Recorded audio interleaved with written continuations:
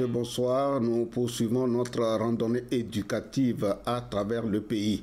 Après le lycée de Clologo dans le Vaud, aujourd'hui c'est le lycée Adeta dans le Kpélé qui nous accueille. Au lycée Adeta, le sujet qui a fait objet d'échange avec les élèves et les enseignants a porté sur la préparation qualitative d'un examen. Vous savez que nous sommes en plein dans la période des examens et chaque élève candidat à un examen doit savoir ce qu'on appelle la préparation matérielle, la préparation intellectuelle, la préparation sanitaire, la préparation spatiale, la préparation psychologique et la préparation spirituelle. Alors, donc c'est de tout ça que nous avons parlé au cours de cette rencontre au lycée d'Adeta. Débat thématique, c'est dans un instant.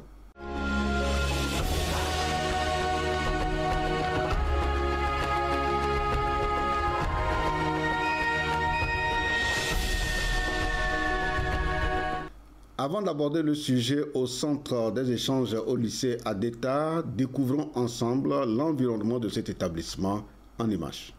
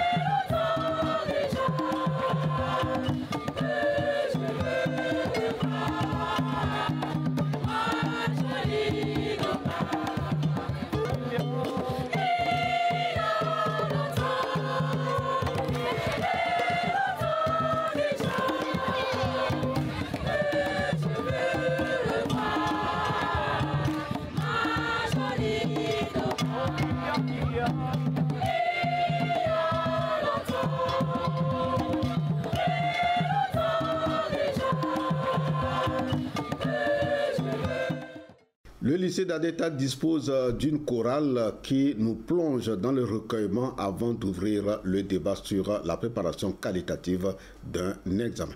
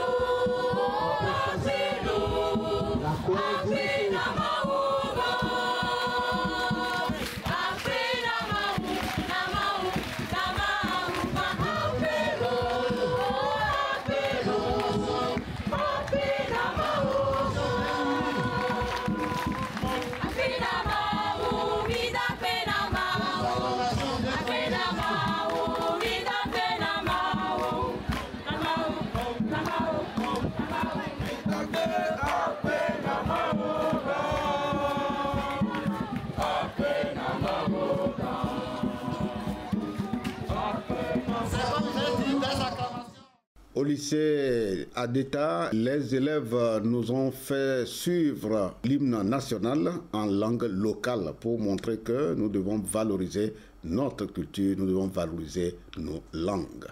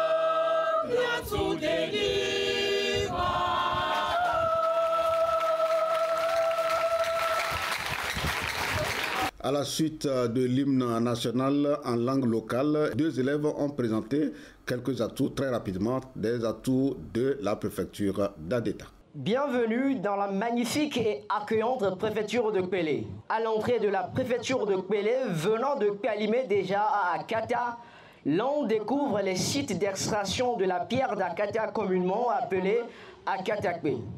Toujours dans votre progression, vous traverserez des paysages verdoyants de collines à perte de vue qui offrent une vue panoramique sur les montagnes environnantes, propice à l'écotourisme par sa faune et sa flore. Nous pouvons trouver des plantations de café cacao qui vous souhaitent la cordiale bienvenue avec le parfum de leurs fleurs et vous saluent tout au long de la traversée ou de votre passage dans le milieu.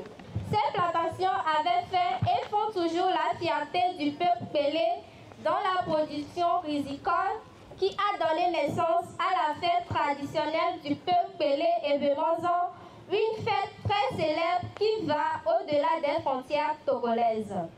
Nous avons les zones agricoles aménagées et planifiées pour la production du riz à Akata et à Tchavier. Au cœur de la belle coquette ville d'Adeta, vous découvrirez les 2 magnifiques statues qui illustrent la bravoure du peuple Kpélé dans la production rizicole et fruitière. Celle en bronze qui brille de 1000 éclats dorés la nuit ne laisse aucun visiteur indifférent. Tous se rivalisent d'adresses pour prendre des photos souvenirs au pied de la dite statue pour immortaliser leur passage dans cette belle préfecture. Areta est un carrefour commercial entre les préfectures sœurs de Dagné, Amou, Kloto, Raho. Son grand marché très célèbre s'anime chaque lundi et draine du monde venu de loin comme Kara, Lomé, Socoré. Areta est une ville hospitalière avec plusieurs infrastructures d'accueil telles que les motels et hôtels pour tout visiteur, à savoir l'hôtel Sainte-Martine, Hubert le Grand, Raouda et Bikoul. Ce dernier offre un cadre très attrayant aux visiteurs. Nous n'allons pas passer sous silence les plus célèbres centres de santé de la préfecture que sont le CHP d'Areta et l'hôpital baptiste de Kpélé-Tiko. Ce dernier qui joue un rôle à la fois social, culturel et artistique dans toute la région des plateaux au Togo et hors des frontières. Nous vous invitons à visiter la belle cascade de Djanipé si vous êtes de passage dans la belle et accueillante préfecture d'Areta.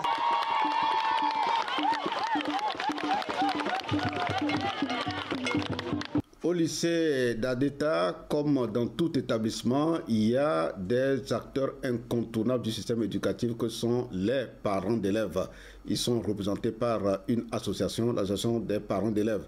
Et au lycée Adeta, le président de l'association des parents d'élèves de ce lycée a bien voulu partager avec nous leur contribution aux efforts de l'État en matière de qualité de l'éducation.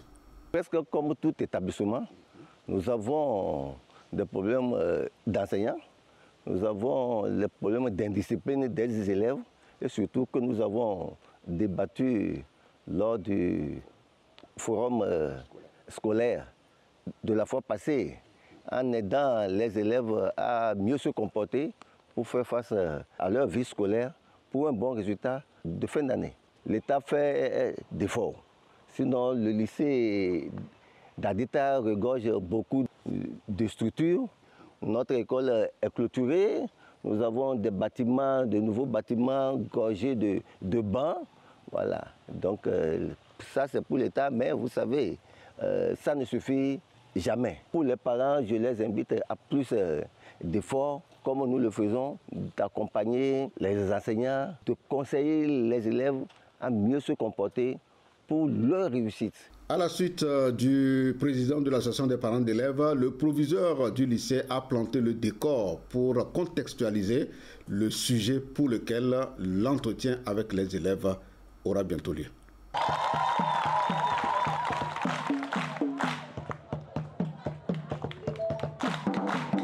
À l'occasion de cette fin d'année qui est en train d'arriver tout lentement, nous devons passer les examens de fin d'année.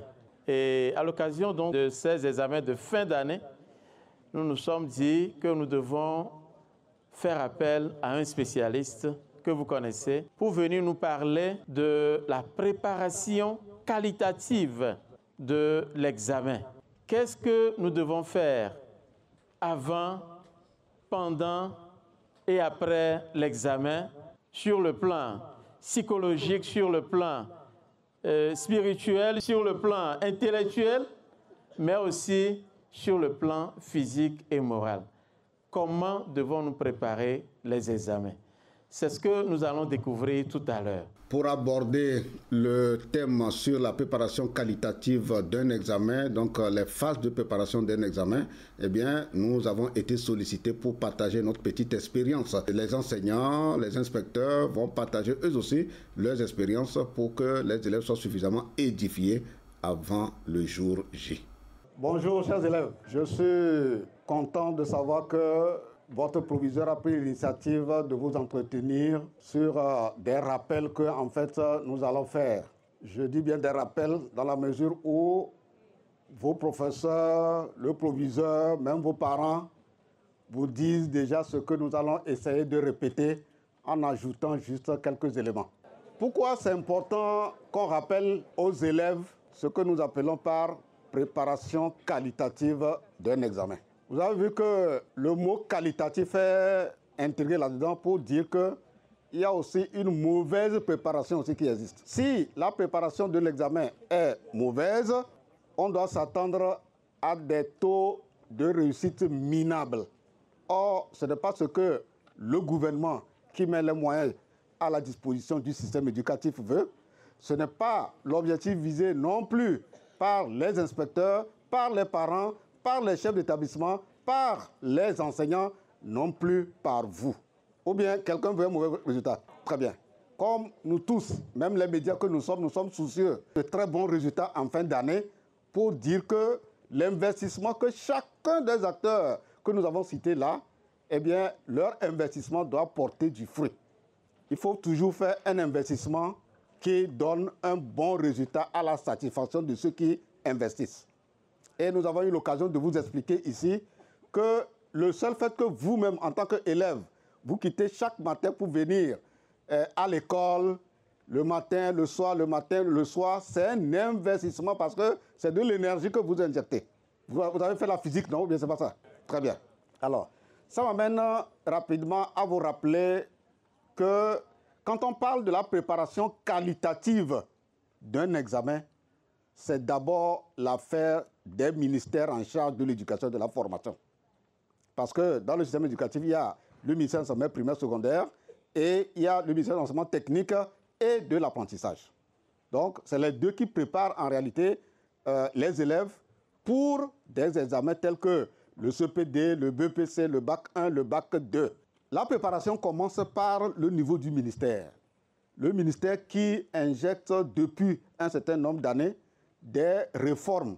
Donc, je vais dire des innovations dans la manière dont ces acteurs... Un instant.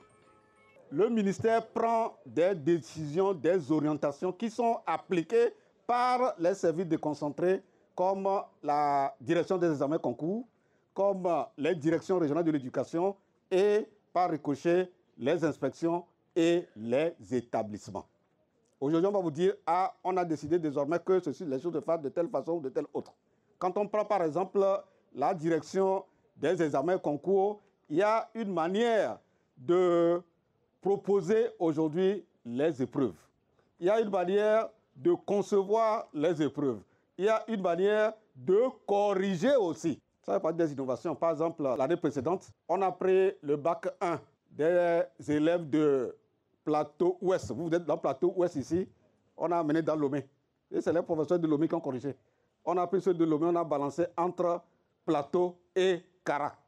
Donc c'est eux qui ont corrigé. Ça fait partie des innovations. Ça, ce n'est qu'un exemple parmi tant d'autres innovations qui, en fait, à la finalité, concourent à ce que vous réussissez bien. Parce que l'intention n'est pas de vous pénaliser, mais de faire en sorte que si 100% des élèves passent un examen au Togo, que ce soit le BPC, le bac 1, le bac 2, le probatoire, eh bien, que chacun réussisse, mais réussisse brillamment. Ce n'est pas de réussir à peu près, de réussir brillamment, donc d'être dans le carré d'as. Donc vous comprenez qu'il y a plusieurs acteurs qui sont concernés par la préparation qualitative. Et j'ai déjà cité au niveau institutionnel l'État à travers ses services déconcentrés. Maintenant, il y a aussi les acteurs associatifs. Les acteurs associatifs, c'est les associations des parents d'élèves des écoles et les parents pris individuellement qui doivent faire quoi? Ce qu'on appelle le suivi et le soutien parental à leurs enfants pour que leurs enfants consacrent leur temps pour réussir.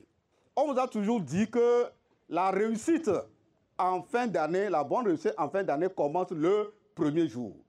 Et je ne crois pas que les élèves ont eu l'esprit de curiosité pour poser la question soit aux enseignants, soit aux chefs d'établissement, qu'est-ce que cela signifie? Ou bien vous avez déjà posé la question? Vous n'avez pas posé la question? Ah, mais il fallait poser la question parce que nous vous savons très curieux sur certaines choses. Il faut que vous soyez aussi curieux quand certaines expressions, certains mots sortent. Il faut demander qu'est-ce que cela signifie pour moi en tant qu'élève. Alors, donc je vais très rapidement vous dire que quand on dit que la réussite d'un élève commence le premier jour, ça signifie que c'est le premier jour que vous devez prendre l'engagement de dire, moi, élève X, je vais réussir, je dois être parmi les meilleurs, je dois réussir. Si tel est le cas, qu'est-ce qui peut m'empêcher de réussir? Ce qui peut m'empêcher de réussir, ce sont les divertissements et les amitiés inutiles et les compagnies qui vous perdent inutilement le temps. Et donc, dès la rentrée, vous devez prendre la décision de ne pas céder à des amitiés dont vous ne devez pas être ami à n'importe qui parce que la personne va vous empêcher de réussir, puisqu'il va vous entraîner à aller prendre peut-être la drogue, à aller aux rencontres, amoureuses, ce qui ne vous perd inutilement du temps, et à utiliser vos crédits pour des inutilités que vous voyez sur les portables. Alors qu'en réalité, le portable devait être un outil d'exploitation pédagogique de ce que vous apprenez à l'école. Un bon élève peut faire des recherches. Le professeur vient dire, OK, dans le cours de physique de demain, le chapitre va porter ce temps.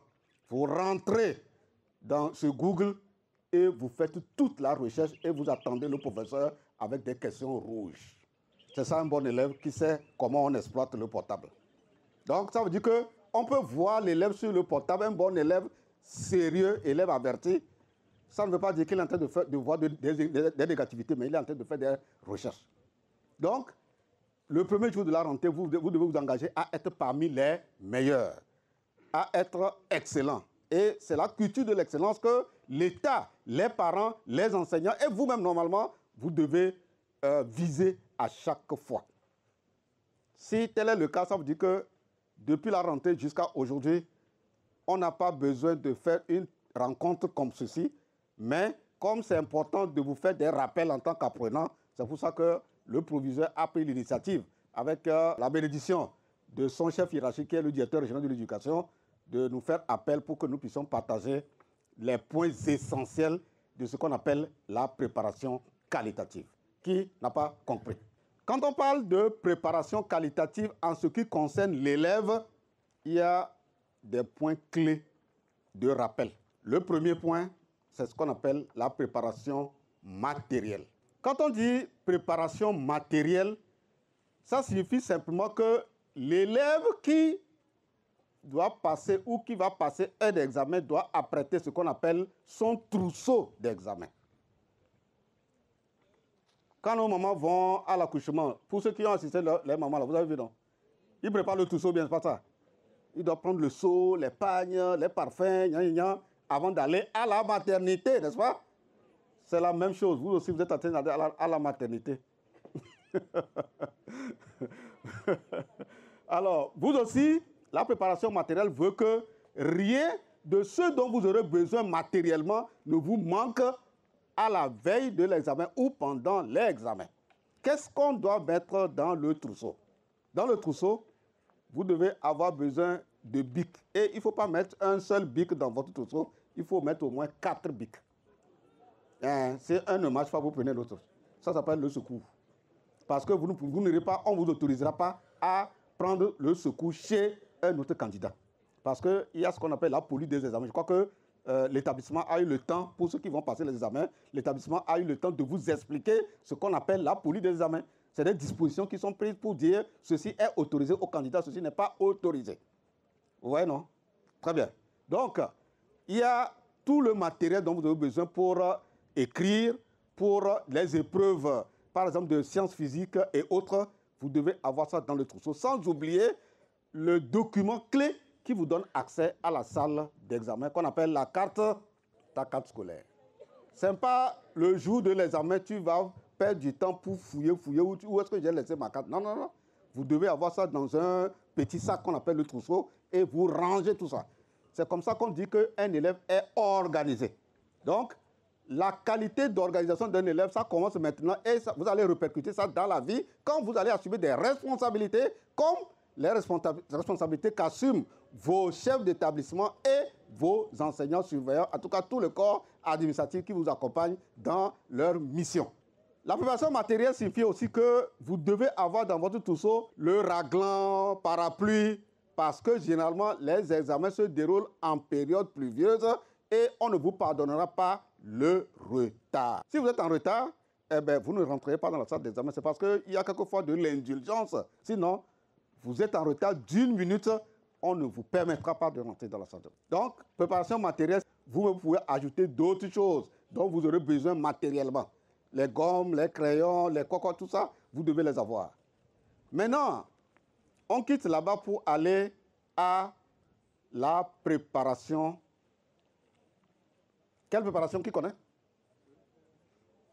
Préparation intellectuelle. La préparation intellectuelle, en réalité, ce n'est pas quelqu'un comme moi qui va vous dire l'importance de cette préparation matérielle, puisque ceux qui sont mieux placés, c'est vos enseignants. Chaque fois qu'ils vous donnent des devoirs, vous faites des compositions, eh bien, ils vous rappellent l'attitude d'un élève ou d'un candidat devant une épreuve. Vous êtes devant une épreuve de philo, une épreuve d'anglais, une épreuve de mathématiques. Quelle est votre attitude? Comment vous devez vous prendre pour aborder le sujet? Ils sont mieux placés. C'est eux qui doivent normalement prendre la parole pour vous dire. C'est sur ce, je vais demander d'abord à 2 enseignants volontaires de venir nous rappeler très rapidement ce que vous rappelez à vos élèves quand ils doivent être devant les épreuves. Et à l'endroit des élèves, pour la préparation des examens, je leur dis qu'un enfant, un élève doit être toujours assidu à l'école et à l'approche de l'examen, il doit faire un programme pour ne pas négliger une matière. Il doit établir son calendrier depuis la maison qu'il doit respecter et respecter ses engagements qu'il avait pris au départ. Et en face des épreuves, ne pas paniquer. Il faut lire l'épreuve, il faut passer du temps à méditer, à réfléchir et se donner la confiance. Se dire que c'est lui qui pourra le faire. Ne pas chercher à compter sur qui que ce soit, parce qu'il s'était déjà préparé pour affronter l'épreuve. Et donc, quand il reste devant l'épreuve, s'il médite bien, il va revisiter tout ce qu'il avait appris tout au long de l'année et ça viendra de soi. Pour la préparation de l'examen, c'est un travail qui se fait en amont. Et pour le faire, le premier jour, c'est au premier jour que ça se fait. On se fixe des objectifs précis avec pour l'assiduité au cours de les atteindre. Et au cours de l'examen, par exemple, moi, comme je suis un professeur de mathématiques, lorsqu'on vous soumet une épreuve de mathématiques, il faut la lire au moins plusieurs fois. Lire, relire pour décortiquer, sinon disséquer l'épreuve avant de l'entamer. Et il faut toujours être posé et lire plusieurs fois. Une fois l'épreuve est comprise, on passe à la rédaction. Et au cours de la rédaction, il faut éviter beaucoup d'erreurs.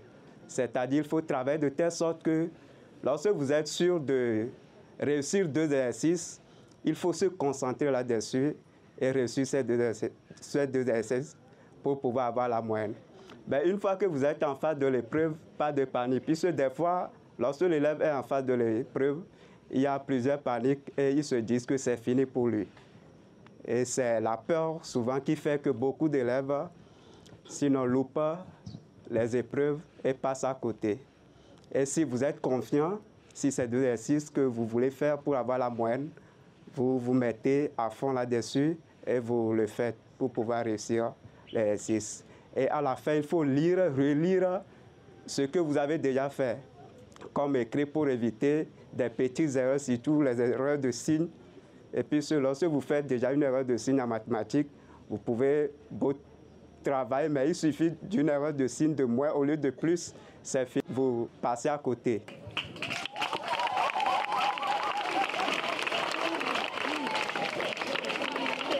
Les professeurs de français, de mathématiques sont passés. J'avais dit entre-temps que le ministère a introduit beaucoup de réformes qui vont dans l'intérêt supérieur des enfants pour que les enfants puissent réussir brillamment. On a la chance d'avoir un inspecteur de spécialité parmi nous ici.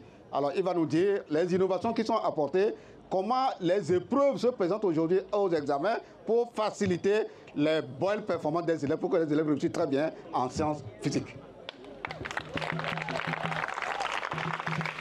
Merci beaucoup. En ce qui concerne les innovations introduites par l'autorité, nous savons que maintenant nous sommes en pédagogie APC. Et APC, c'est l'approche par compétence, qui n'est qu'une continuité de la pédagogie par objectif. Donc l'APC apporte le savoir-agir. Nous avons les connaissances, nous avons les savoirs, le savoir-être, le savoir-faire. Il faut que l'apprenant que nous formons sache agir. Comment mobiliser toutes les connaissances à gauche et à droite pour résoudre des problèmes qui sont spécifiques, des problèmes pratiques. Voilà la grande innovation que nous avons, l'autorité a apportée dans l'enseignement. Dans la formulation des épreuves, l'épreuve généralement se présente en 3 parties. La première partie, c'est la situation problème, qui au fait est une simulation d'une difficulté que l'on peut rencontrer dans la vie courante. Alors, c'est comme on jette l'apprenant à l'eau. C'est à lui maintenant d'aller chercher toutes les ressources possibles, les agencer, les ordonner et résoudre le problème qui se pose à lui. Alors, cette façon de raisonner prépare l'apprenant à affronter de façon valable, je pourrais le dire ainsi, la vie pratique. Parce que je suis professeur de physique, on enseigne l'électricité à l'école, on enseigne les connexions, mais une simple ampoule qui s'est grillée à la maison, on court pour aller chercher l'électricien. Donc, ce simple problème qui se pose à la maison, notre élève peut rapidement poser son diagnostic. Est-ce que c'est une coupure de la CET? Est-ce que c'est le compteur qui est disjoncté? Ou bien est-ce que c'est la poule de la chambre qui est grillée? S'il n'y a pas la lumière, s'il sort dehors alors qu'il trouve la lumière dans d'autres maisons, il se dit que certainement c'est dans sa maison que se trouve le problème. Il peut courir voir le compteur pour voir si le compteur est toujours sur le on. Si il est sur le on, alors le problème n'est pas sur le compteur, le problème est dans sa chambre. Donc cette façon de faire a guéri ainsi l'esprit de l'apprenant à affronter les réalités de la vie.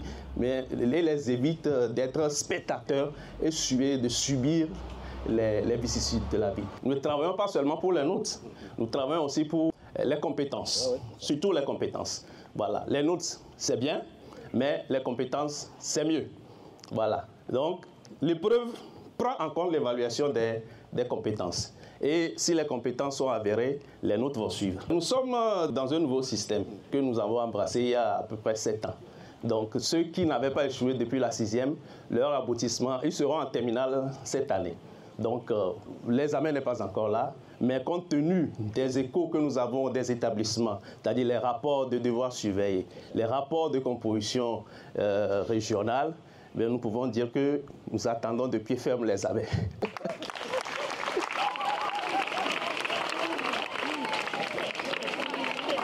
Et les professeurs qui sont venus enrichir le volet préparation intellectuelle. Et dans la préparation intellectuelle, je vais ajouter juste 2 petits éléments.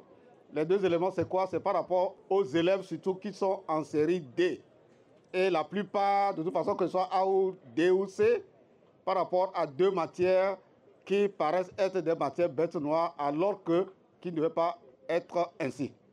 Quand vous prenez par exemple les épreuves de philo, eh bien, souvent, on propose un sujet qui prend en compte 2 ou 3 chapitres. C'est à toi de savoir que tu dois prendre des éléments dans 2 ou 3 chapitres pour construire la réponse.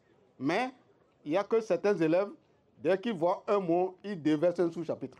Ça pose un réel problème. Donc, il faut que vous soyez très éveillés. Approchez vos professeurs de cette spécialité. Ils vont vous rappeler ce qu'ils vous ont toujours dit pour que vous puissiez avoir de bonnes notes. Maintenant, quand on parle des élèves de la D, on prend souvent un exercice où on présente un résultat de laboratoire. Et on demande d'analyser et d'interpréter.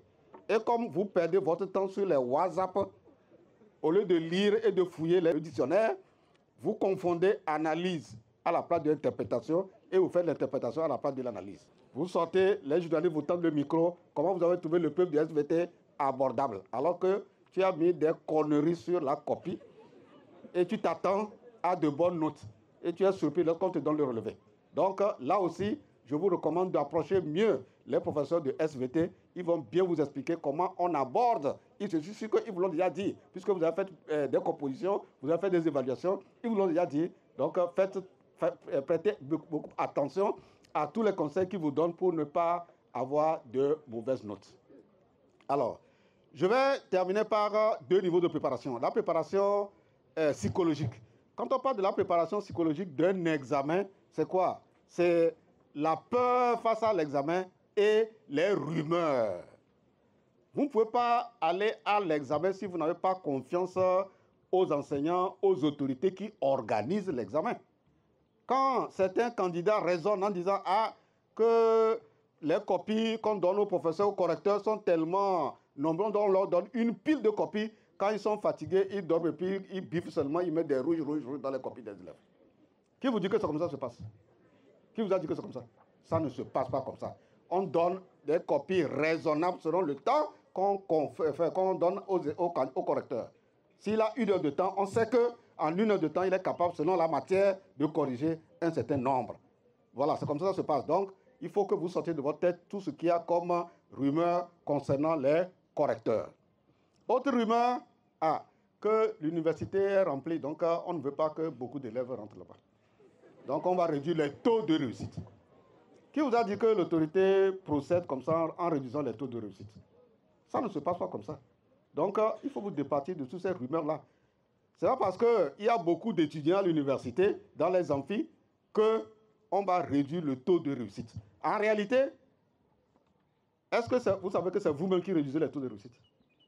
C'est vous, les candidats, c'est vous-même qui réduisez les taux de réussite. Parce que les élèves, normalement, doivent fixer leur taux de réussite à l'examen. Ce n'est pas l'autorité qui dit « je veux que cette année, ça soit 15% ou 20% ou 50%. » Non. Ce n'est pas l'autorité qui dit ça. C'est vous-même, par votre travail, c'est vous-même qui fixez les taux. Alors que la meilleure façon de fixer les taux, c'est de dire « nous sommes dans une classe X. » Ça peut être D, ça peut être C, ça peut être A. Nous voulons atteindre 100% au bac 2 ou au bac 1. Cette projection se fait quand? Dès la rentrée. Et donc, vous faites quoi? L'analyse de vos forces, de vos faiblesses, et vous transformez les faiblesses en force par les travaux de groupe, par les exercices à titre individuel, etc. C'est comme ça que progressivement, vous remontez la pente avant l'examen. Et donc, quand vous le faites, à défaut de 100%, vous allez faire 98%. Et si chaque classe fait 98%, ça veut dire que finalement, l'établissement aura probablement fait 100%. Donc, c'est comme ça qu'un établissement fixe son taux de réussite à l'avance. Ce n'est pas l'autorité qui dit « je veux 10% cette année parce qu'il y a trop d'étudiants ». Non, ça ne se fait pas comme ça. Si quelqu'un continue de véhiculer ces genres de rumeurs, de fausses rumeurs, eh bien, ne faites pas compagnie avec celui-là. C'est un paresseux. Et nous avons décliné ici les catégories d'élèves. Les élèves qui n'ont aucune vision là. Et je suis sûr qu'aucun d'entre vous n'est ici. Il n'y a que des élèves avertis. Il n'y a que des élèves avertis. Voilà. Les élèves avertis, c'est les élèves qui prennent en compte tous les conseils et se mettent au travail depuis le premier jour jusqu'à la veille de l'examen. C'est pour ça que j'ai dit que nous ne sommes pas venus vous dire quelque chose de nouveau. On est venu vous faire des rappels. Donc, psychologiquement, c'est ça. Autre élément, ce sont les divertissements dont vous avez besoin à la veille des examens. Quand on dit divertissement, il y a des divertissements sains et les divertissements malsains. Les divertissements malsains, vous mettez du crédit dans votre portable et c'est la sexualité que vous voulez regarder. Ça, c'est malsain pour un candidat. Ça, là, on va vous poser la question à l'examen par rapport à la sexualité aussi. Quand, à la veille de l'examen, vous prenez la drogue parce que vous vous dites que si vous prenez beaucoup de cocaïne, ça va vous permettre de veiller pour pouvoir bien apprendre là. Ça aussi, c'est malsain. Ça m'amène à tomber directement dans la préparation sanitaire. Parce que la préparation sanitaire, c'est tout ce qui est lié aux aliments que vous devez consommer et les stupéfiants que vous devez éviter de prendre à la veille des examens. Quand je parle des aliments, chacun a son habitude alimentaire. Et à la veille de l'examen, tu ne mangeais pas comme avec Yébé. Te voilà, tu es allé te bourrer le ventre et c'est les maux de ventre, c'est la diarrhée. Quand la diarrhée te prend, est-ce que tu peux encore rester dans la salle de classe? Donc, c'est pour vous dire simplement que ne changez pas vos habitudes alimentaires à la veille des examens parce que ça va vous créer des ennuis. Et finalement, tout le travail que vous avez fait depuis le début de l'année jusqu'à la veille, finalement, vous risquez d'être recalé alors que vous avez beaucoup bien appris. Vous voyez? Et donc, ça, c'est quelque chose de très important. Maintenant, il y a certains élèves qui ont leur propre maladie, hein. Voilà, il y a certains, bon, ils ont des coliques, etc. Vous devez voir avec votre médecin pour que vous puissiez avoir le médicament dans la poche ou dans votre sac pour les prendre à l'avance et ne pas faire une crise d'une des maladies dont vous-même vous savez dont vous souffrez. Voilà. Donc, c'est un élément très, très important. Et on va terminer par la préparation spirituelle. Et là, je vais laisser votre proviseur qui s'y connaît très bien. C'est lui qui va venir s'aventurer sur la préparation spirituelle. Je vous remercie. Merci, M. Marcel Toye. Je crois que nous sommes bien servis et que nous nous préparons bien pour les examens. Nous allons donc aborder la préparation spirituelle. Vous savez, on ne peut pas parler seulement de la préparation spirituelle si on ne parle pas d'un certain nombre de choses qui nous permettent de rentrer précisément dans cette préparation spirituelle. La première chose, il l'a déjà dit, je rappelle juste un aspect, avoir une bonne santé. Pour avoir une bonne santé, bien retenir, il ne faut pas veiller. Lorsque vous prenez le temps de veiller, vous allez à l'encontre de la nature. Il faut respecter la nature. Il y a un philosophe célèbre qui nous dit, lorsque vous voulez commander à la nature, vous devez faire quoi? Obéir à cette nature. Est-ce que vous voyez? Et donc, obéir à la nature, c'est suivre le cours même de la nature. Le soleil se lève, je vais scandaliser des gens en le disant, à minuit et se couche à midi. De minuit à midi, travaillez au maximum. Et lorsque la nuit tombe, dormez. Lorsque vous voulez forcer et continuer par étudier 22 heures, 23 heures, 1 heure, 2 heures, vous allez voir que petit matin, lorsque vous vous réveillez, vous avez encore envie de dormir. Même si vous vous réveillez à 8 heures, c'est comme si vous n'avez pas dormi. Alors, c'est que vous êtes allé à l'encontre de la nature. Il faut dormir tôt, il faut se réveiller tôt. Le monde appartient aux lève tôt, ne l'oublions pas. Alors, au niveau de la préparation spirituelle, comme je l'ai dit, un élément également, il en a déjà parlé, je ne vais pas revenir là-dessus, c'est juste que vous devez apprendre à respirer profondément. La respiration profonde, le secret de cette respiration, c'est que ça évince la peur. Lorsque vous savez respirer profondément, les 30 minutes avant que l'épreuve ne démarre, vous respirez profondément et lentement. Vous faites sortir tout ce qui pourrait y avoir comme peur et vous faites revenir la confiance, vous faites revenir le sourire, vous faites revenir le bien-être en vous. Vous voyez? Et vous êtes bien à l'aise. Et quand le sujet vient, vous êtes à l'aise. Tout ce que vous avez appris, ça vient seulement. Nous allons faire un détour par le gagnant-gagnant. Parce que la préparation spirituelle a aussi quelques éléments. Les éléments essentiels, c'est de commencer par dire la vérité, de ne pas mentir. Comme nous le disons souvent, celui qui ment tout le temps, le jour où il dit la vérité, autour de lui, toutes les présences qui sont autour de lui se disent « Mais mon ami est habitué à mentir. Ce qu'il dit là, il ment encore. » Donc la première chose, c'est de commencer par dire la vérité. C'est de commencer par dire la vérité. Merci.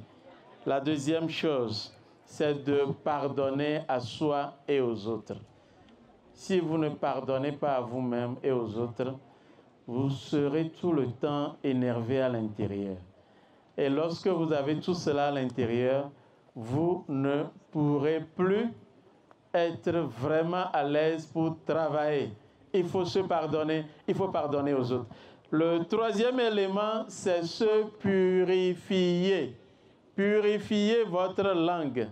Purifiez vous-même avant d'aller à l'examen. La purification ne va pas donner de recettes ici, mais dans chaque tradition, dans chaque communauté, dans chaque culture, il y a une façon propre de se purifier. Adressez-vous aux aînés, adressez-vous aux pasteurs, adressez-vous aux prêtres. Nous allons maintenant aborder l'aspect spirituel proprement dit, qui est un aspect aussi qui est psychologique, je dois le dire. C'est la prière. Alors vous mettez prière. Vous connaissez la prière, non? Oui, au lycée d'Areta, nous faisons ces pratiques depuis et nous sommes sûrs que nous avons déjà la prière. Nous allons rappeler cette prière à tous les autres élèves qui nous suivent. Prière. Univers infini. Les tel. Par exemple, pour le bac 1, nous disons les 26, 27, 28, 29 et 30 mai 2025. Moi, vous donnez votre nom et prénom, je vais passer un examen qui va déterminer mon avenir.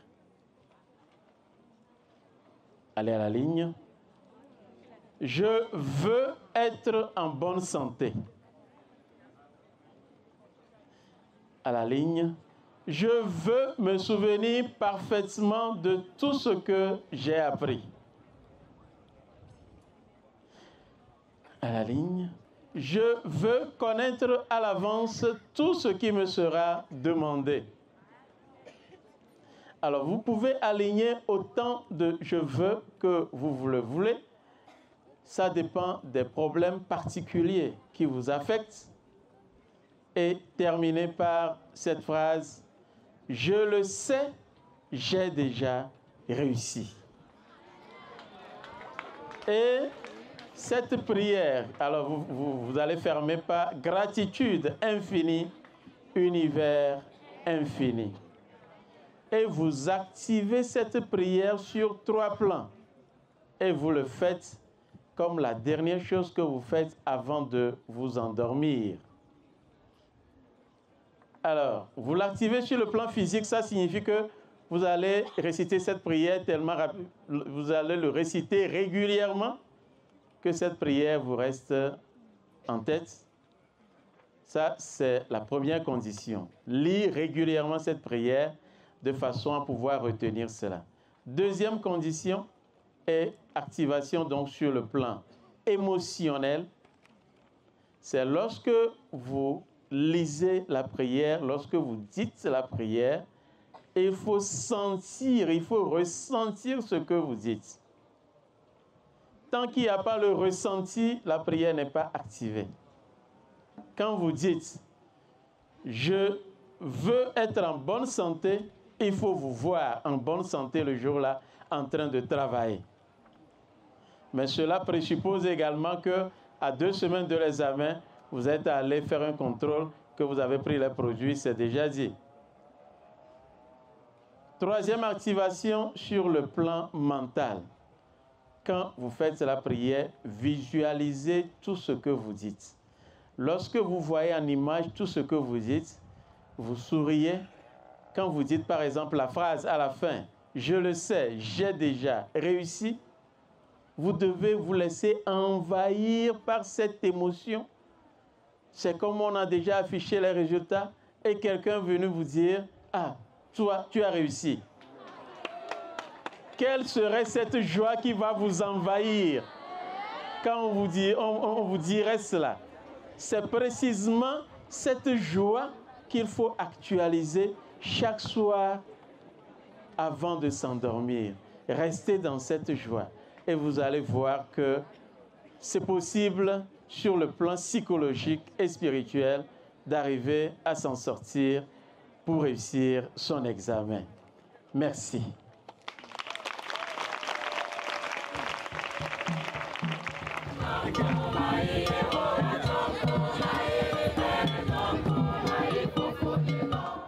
La question que j'aimerais vous poser est que, avant, en terminale, pour les matières facultatives, on donnait les plus 3, 4, 5. Mais cette année, on dit que ça s'arrête à plus 2. Cela ne peut pas conduire à des échecs. Ma question est que, est-ce que nous ne pouvons pas vous suivre peut-être à la télé ou bien à des heures pour encore nous approfondir sur vos émissions? Ma question est celle-ci. Au commencement, vous avez dit que pour réussir à la fin de l'année, la réussite se prépare dès le premier jour de la rentrée. Mais j'aimerais savoir pourquoi le premier jour de la rentrée ou bien dès les premiers jours de la rentrée, vous n'avez pas organisé telle sensibilisation pour que les ignorants prennent conscience. Merci beaucoup. J'aimerais savoir quelle est la responsabilité des parents lors des examens. Il y a l'élève qui demande pourquoi le dicton selon lequel la réussite d'un élève commence le tout premier jour est plein de sens à tel point que une telle rencontre devait être, selon lui, organisée à la rentrée et non à la veille de l'examen. Bon, tu as parfaitement raison. Je vous ai lancé la pierre aussi parce que je vous ai demandé si à la rentrée, vous avez posé la question à vos professeurs ou aux censeurs pour qu'ils vous expliquent le sens réel, la signification, comment traduire ce dicton selon la réussite se décide le premier jour. Personne d'entre vous n'a pris l'initiative. Et donc, il faut que vous soyez aussi des élèves qui soient attentifs à ce qu'on vous dit et qui dérangent souvent vos encadreurs, vos professeurs par des questions pertinentes. Vous voyez? Voilà. Pour organiser une séance comme ça, ça prend un peu de temps parce qu'il faut voir aussi les disponibilités des uns des autres. Il faut voir aussi le calendrier de l'administration. Voilà. Et il faut que les circonstances s'y prêtent. Mais je crois que comme l'inspecteur est là, le proviseur aussi est là, bon, ils verront dans quelle mesure intégrer ça dans le plan de déroulement de l'année scolaire pour qu'à l'année prochaine, qu'ils puissent se rattraper sans forcément faire appel à un spécialiste pour venir vous expliquer. Mais eux-mêmes, ils ont toutes les réponses. Ils pourront faire ces genres d'entretien, soit classe par classe, ou bien sous le mât, ou en rassemblant les élèves comme on vient de le faire. Notre fille demande quelle est la responsabilité parentale dans la réussite de l'enfant. Oui, la réussite d'un enfant ne dépend pas seulement de ce que les professeurs donnent, de l'engagement aussi de l'élève. Je l'ai dit au début qu'il y a plusieurs acteurs qui entourent l'élève qu'on est en train de préparer, l'apprenant qu'on est en train de préparer pour qu'il réussisse brillamment à l'examen. Et j'ai commencé par le niveau stratégique, le niveau central, où le ministère prend des réformes, veille à ce que toutes ces réformes-là soient traduites dans les curricula, dans la manière de dispenser les cours, dans la manière de formuler les épreuves, etc., etc. Et c'est tout cela que les inspecteurs, les conseillers pédagogiques, pour ce qui concerne le primaire, et les enseignants aussi font au jour le jour. Mais il y a aussi que les parents jouent, comme elle vient de le dire, un rôle important. Ce n'est pas pour rien que le ministère a pris l'initiative à partir de cette année d'organiser les forums scolaires. Et au cours des forums scolaires, il a été rappelé aux parents qu'ils ne doivent pas lâcher leurs enfants. Ce n'est pas responsable, par exemple, d'inscrire ton enfant. Tu n'as aucun contact, tu ne mets jamais pied à l'école pour voir comment ton enfant évolue. Est-ce qu'il a des difficultés particulières pour voir dans quelle mesure lui apporter le soutien dont il a besoin? Parce qu'il y a des parents qui suivent les enfants, ils ne soutiennent pas les enfants. Il y en a qui soutiennent les enfants, ils ne suivent pas. Il y en a ni ils ne suivent pas, ils ne soutiennent non plus. Ah, là, ça va poser un réel problème au niveau de l'enfant. Parce que l'enfant a besoin d'aller à l'examen avec confiance et assurance. Il n'y a que le parent qui lui donne les conditions nécessaires, en tout cas en ce qui concerne ce que le parent doit faire à la maison, les conditions matérielles dont nous avons parlé. Ça, c'est le parent. Ce n'est pas l'enfant qui va aller acheter le raglan, qui va acheter le parapluie, le matériel dont il a besoin, qui va, le jour de l'examen, si le centre d'écrit est éloigné, c'est le parent qui doit prendre la responsabilité de négocier, soit avec un taximan s'ils ont beaucoup de moyens, soit avec un Z-man sérieux pour conduire prudemment son enfant et l'amener dans le centre d'écrit et le ramener. C'est le parent aussi qui doit préparer à manger à l'enfant le jour de l'examen. Oui, il doit tenir sa gargoulette d'eau, de l'eau propre et sa nourriture, sa petite glacière. Avec sa nourriture, c'est ça qu'il doit manger le jour de l'examen. Parce que le jour de l'examen est un jour assez spécial. À ne pas confondre avec les compositions que vous faites et autres. Non, le jour de l'examen, si c'est un jour particulier, ou du moins c'est une période particulière, qui est telle que la présence ou l'attention particulière, l'affection et le soutien que le parent doit donner à l'enfant est très important pour montrer à l'enfant que lui, en tant que parent, il est soucieux de la réussite de son enfant et que tout ce dont l'enfant a besoin, en tout cas en cette période-là, vraiment, il est prêt, il s'est préparé à cela et il est prêt à lui donner tout l'accompagnement. Même si au cours de cette période, l'enfant pose un acte, non, il faut mettre ça au frais. Quand les examens vont finir, là, on va mettre ça sur le tapis, on va discuter.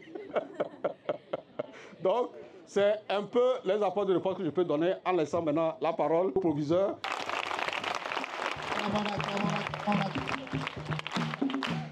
Je pense que M. Marcel Toye a répondu vraiment à fond à toutes ces questions. Juste ajouter ceci. On ne peut pas aller à l'examen et se concentrer uniquement sur les matières facultatives. On va compter sur les matières facultatives pour réussir. Il faut compter sur les matières régulières. Et quand vous êtes dans une série, comptez sur vos matières de base. C'est là où vous pouvez engranger des points et réussir. Le reste, c'est un cadeau, c'est un présent. Celui qui vous fait un présent, vous ne pouvez pas lui dire pourquoi au lieu de me donner, je ne sais pas, 10 boules de pâtes, tu me fais juste un cadeau de 2 boules. Non, il vous fait cadeau de ce qu'il peut vous donner. Mais c'est à vous de faire le travail nécessaire pour réussir brillamment à l'examen. On n'attend pas les 2 points, les 3 points des matières facultatives. Ce que nous voulons, c'est des mentions. Nous voulons qu'on voit l'excellence au lycée d'Areta. Et nous attendons fermement l'examen. Nous comptons sur vous parce qu'au lendemain de la proclamation des résultats, nous voulons être fiers de vous. Suite à la conférence, j'ai appris que pour l'examen, il faut se préparer intellectuellement, physiquement et spirituellement. Donc avec les explications, il faut essayer de vaincre la peur, d'avoir confiance en soi et de prêter attention à tout ce que les professeurs avaient dit depuis la rentrée, être souvent assidus au cours. Okay. Un mot pour lui. Tout au long de cette conférence, nous avons compris que réussir son éducation, ce n'est pas seulement obtenir de bonnes notes, mais aussi devenir une personne responsable, curieuse, disciplinée et engagée. Celui qui investit dans son savoir, investit dans son avenir. Il ne s'agit pas d'être parfait, mais d'apprendre, de progresser et surtout de ne jamais renoncer. Je nous souhaite à chacun une éducation réussie. Merci. Durant cette conférence, j'ai appris beaucoup de choses. Puisque l'année prochaine, moi aussi, j'irai à l'examen. Donc, j'ai déjà appris comment préparer l'examen. La préparation qualitative de l'examen. Et ce qui m'a beaucoup impressionné, c'est la préparation intellectuelle. Puisque moi, je ne sais pas bien comment apprendre. Mais ici, j'ai appris que je devais travailler avec la nature. C'est-à-dire, je ne dois pas aller à l'encontre de la nature. Donc, ça m'a permis de retenir beaucoup de choses. Je vous remercie. Suite à tout ce que nous avons appris à cette conférence, je remercie tous les intervenants pour tout ce qu'ils nous ont enseigné. Et ce que moi aussi j'ai appris, je dois aussi faire la prière de gagnant-gagnant pour pouvoir m'en sortir et de ne pas veiller pour que je puisse me réveiller tôt et faire des révisions. C'est tout pour ce thème de l'émission Débat sur l'éducation réalisée au lycée Adeta qui a porté sur la préparation qualitative d'un examen. Tout en souhaitant d'abord bonne chance à tous les candidats, nous vous donnons rendez-vous pour un autre numéro de l'émission Débat Éducation la semaine prochaine. D'ici là, portez-vous bien. Bye bye.